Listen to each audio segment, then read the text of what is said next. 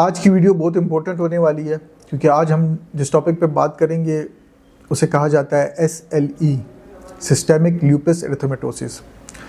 जहां हमारे autoimmune disorder के हवाले से जो प्रोग्राम्स हैं उनका सिलसिला जारी है, वहाँ पे इस बीमारी का भी जिक्र करना बहुत ज़रूरी है। ये भी एक ऑटोइम्यून डिजीज़ है और जिस तरह पिछले प्रोग्राम्स वगैरह में नेफ्रोटिक सिंड्रोम का हमने जिक्र किया तो उसकी एक टाइप ल्यूपस की किडनी की कंडीशन में भी आती है।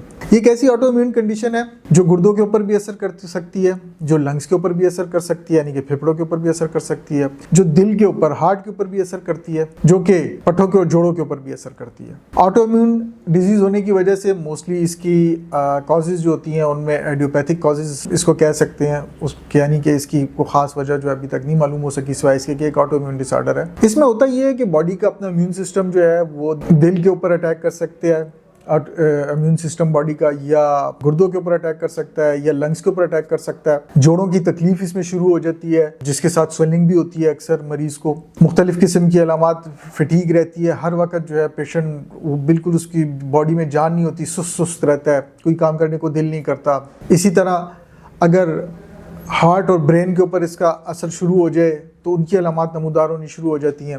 लेकिन हम यहाँ पे बात करना चाहते हैं किडनीज़ के हवाले से, क्योंकि हम नेफ्रोटिक सिंड्रोम की जो सीरीज़ हमने की हुई है तो उस हवाले से हम SLE का जो इफ़ेक्ट होता है गुर्दों के ऊपर, हम वहाँ पे इस हवाले से बात करेंगे आज। व्यूअर्स अस्सलाम वालेकुम, मेरा नाम है डॉक्टर मोहम्मद अली कुरैशी और मैं सन 2006 से होम्योपैथिक के साथ मुंसलिक हूँ। मैं as a homeopathic consultant Awan homeopathic centre and as a homeopathic consultant Awan homeopathic centre and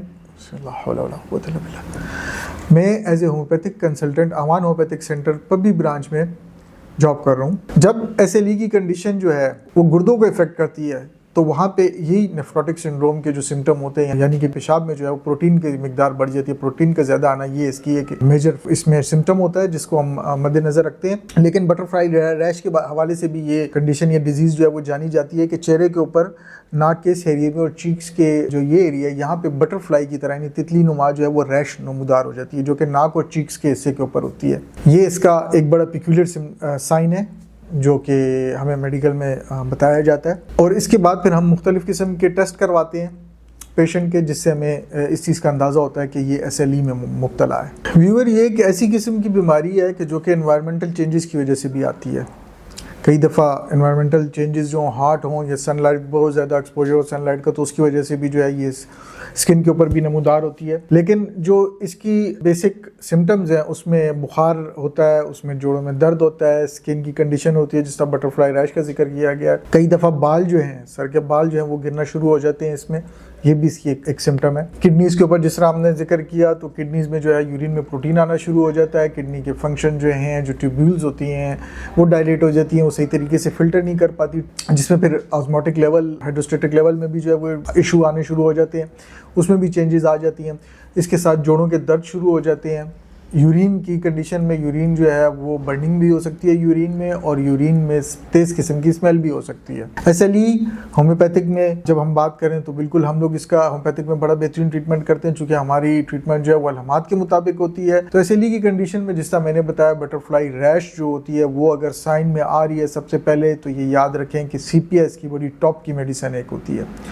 CPI के साथ अगर हम एपिस का इस्तेमाल करें, जिस तरह मैंने बताया ऑटोइम्यून डिसऑर्डर में एपिस मेल्फिका जो है बड़ी कॉमन मेडिसिन इस्तेमाल होती है, और ख़ासकर जब जोड़ और किडनीज़ जो हैं वो इन्वॉल्व हों तो एपिस को मद्देनज़र रखा जाता है। आरएम मेट एक और ऐसी मेडिसिन है जो कि ऑटोइम्यून डिसऑर्डर में भी इस्तेमाल होती है, और ऐसी कंडीशन जो गुर्दों के ऊपर जिनका इफेक्ट हो या जिनके ऊपर ब्लड प्रेशर जो है उससे वो उसमें फ्लक्चुएशन आ रही हो या ब्लड प्रेशर हाई होना शुरू हो जाए तो आरएम मेट जो है वो हम जो है यूज़ करवाते हैं पेशेंट को, लेकिन अलामात को मद्देनज़र रख के।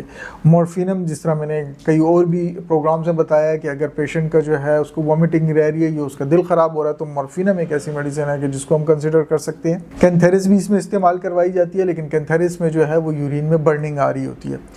अगर बहुत तेज़ किस्म की पंजेंट स्मेल है यूरिन के अंदर, पेशाब की बू जो है वो बड़ी तेज़ है, सख्त किस्म की बू है, तो फिर एसिड बेंज एक ऐसी मेडिसिन है जो कि होम्योपैथिक में इस्तेमाल करवाई जाती है, जिसका मेजर सिम्टम यही है कि उसके यूरिन में पंजेंट किस्म की जो है वो स्मेल आ रही होती है। इसी तरह आर्निका अगर जोड़ों के दर्द साथ हैं, बहुत ज़्यादा तकलीफ दे, पेशेंट जो है वो लेटे हुए भी उसको जोड़ों में दर्द हो रहा है, उसको खड़ी हुई हालत में भी दर्द हो रहा है, वो चलता फिरता तब भी वो दर्द की शिकायत करता है, तो आर्निका की हाई डोजेज जो है वो इस्तेमाल करवाई जाती हैं।